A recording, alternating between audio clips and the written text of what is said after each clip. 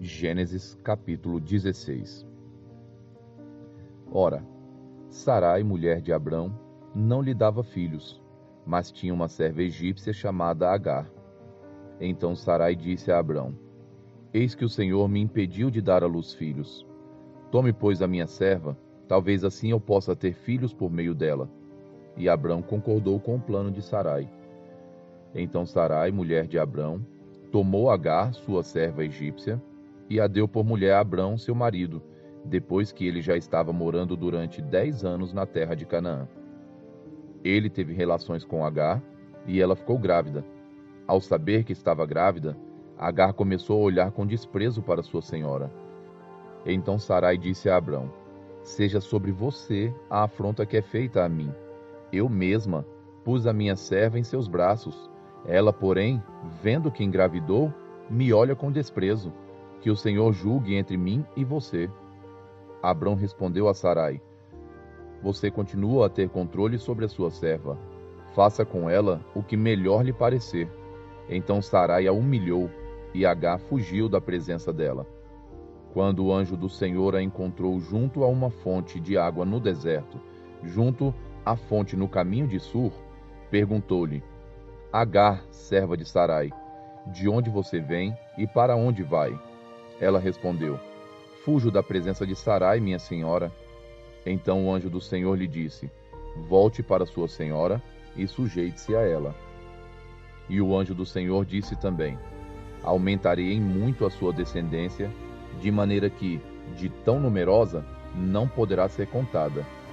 E o anjo do Senhor continuou: Você está grávida e dará à luz um filho, a quem chamará Ismael, porque o Senhor ouviu o seu grito de aflição. Ele será entre os homens como um jumento selvagem. A sua mão será contra todos, e a mão de todos será contra ele, e habitará diante de todos os seus irmãos. Então Agar deu ao Senhor, que havia falado com ela, o nome de Tu és o Deus que vê. Porque ela dizia: Nesse lugar eu olhei para aquele que me vê.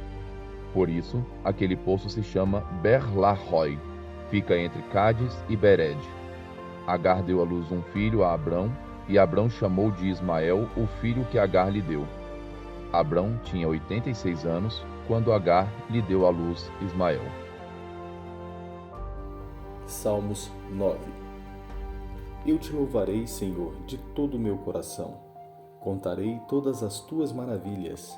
Em ti me alegrarei e exultarei ao teu nome, ó Altíssimo. Eu cantarei louvores.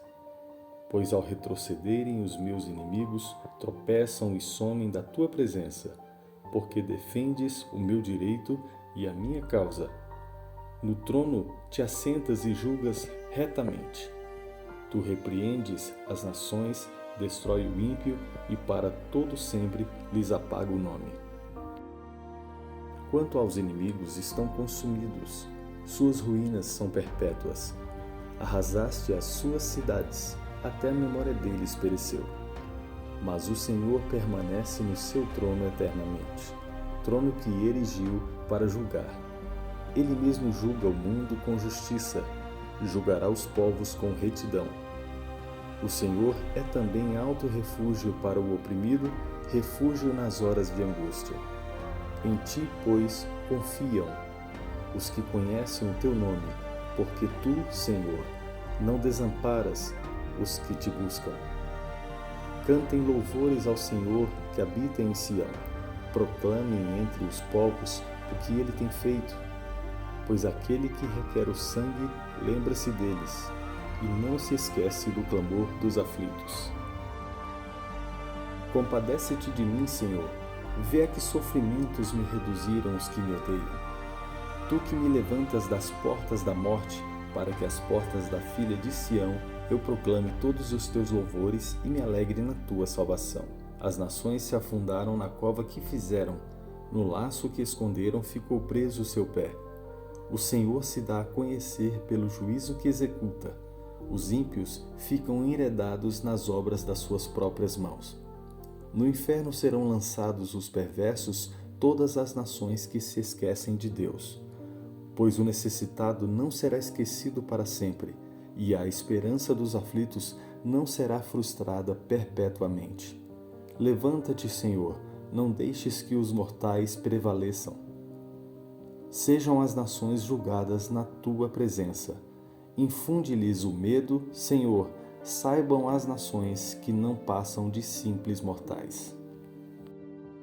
Lucas, capítulo 9, dos versos 28 a 62. Cerca de 8 dias depois de proferidas essas palavras, Jesus levou consigo Pedro, João e Tiago e subiu ao monte com o propósito de orar. E aconteceu que, enquanto ele orava, a aparência do seu rosto se transfigurou e a roupa dele ficou de um branco brilhante. E eis que 2 homens falavam com ele.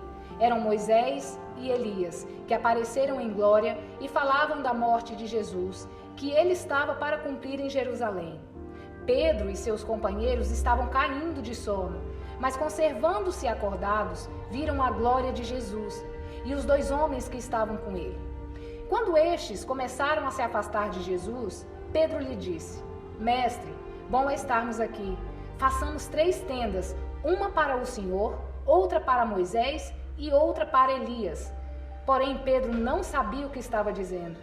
Enquanto assim falava, veio uma nuvem e os envolveu, e ficaram com medo ao entrar na nuvem. E dela veio uma voz que dizia: Este é o meu filho, o meu eleito, escutem o que ele diz. Depois daquela voz, perceberam que Jesus estava sozinho. Eles ficaram calados e naqueles dias não contaram nada a ninguém a respeito do que tinham visto. No dia seguinte, quando eles desceram do monte, uma grande multidão veio ao encontro de Jesus, e eis que do meio da multidão surgiu um homem dizendo em alta voz: Mestre, peço que o Senhor olhe o meu filho, porque é o único que tenho. Um espírito se apodera dele e de repente o menino grita, e o espírito o convulsionava até espumar, e dificilmente o deixa depois de o ter maltratado. Pedi aos seus discípulos que o expulsassem, mas eles não puderam. Jesus exclamou: Ó geração incrédula e perversa, até quando estarei com vocês e terei de aguentá-los? Traga o seu filho aqui. Quando o menino estava se aproximando, o demônio o atirou no chão e o convulsionou. Mas Jesus repreendeu o espírito imundo, curou o menino e o entregou ao Pai. E todos ficaram maravilhados com a majestade de Deus. Como todos estavam admirados com tudo que Jesus fazia, ele disse aos seus discípulos: Preste bem atenção nas seguintes palavras: O Filho do Homem está para ser entregue nas mãos dos homens. Eles, porém, não entendiam isso e lhes foi encoberto para que não compreendessem, e temiam fazer perguntas a Jesus a respeito desse assunto. Surgiu entre os discípulos uma discussão sobre qual deles seria o maior. Mas Jesus, sabendo o que se passava no coração deles, pegou uma criança, colocou-a junto de si e lhes disse: Quem receber esta criança em meu nome, é a mim que recebe. E quem receber a mim, recebe aquele que me enviou. Porque aquele que for o menor de todos entre vocês, esse é o grande. João tomou a palavra e disse: Mestre, vimos certo homem que expulsava demônios em seu nome, mas nós o proibimos de fazer isso, porque não segue conosco.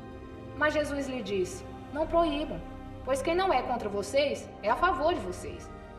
E aconteceu que, ao se completarem os dias em que seria levado ao céu, Jesus manifestou no semblante a firme resolução de ir para Jerusalém, e enviou mensageiros que fossem na frente. Indo eles, entraram numa aldeia de samaritanos para lhe preparar pousada. Mas não o receberam, porque o aspecto dele era de quem decisivamente ia para Jerusalém. Vendo isso, os discípulos Tiago e João perguntaram: Senhor, quer que mandemos descer fogo do céu para os consumir? Mas Jesus, voltando-se, os repreendeu, e seguiram para outra aldeia. Enquanto seguiam pelo caminho, alguém disse a Jesus: Vou segui-lo para onde quer que o Senhor for. Mas Jesus lhe respondeu: As raposas têm as suas tocas e as aves do céu têm os seus ninhos, mas o Filho do Homem não tem onde reclinar a cabeça. A outro Jesus disse: Siga-me. Mas ele respondeu: Senhor, deixe-me ir primeiro sepultar o meu pai. Mas Jesus insistiu: Deixe que os mortos sepultem os seus mortos. Você, porém, vá e anuncie o reino de Deus.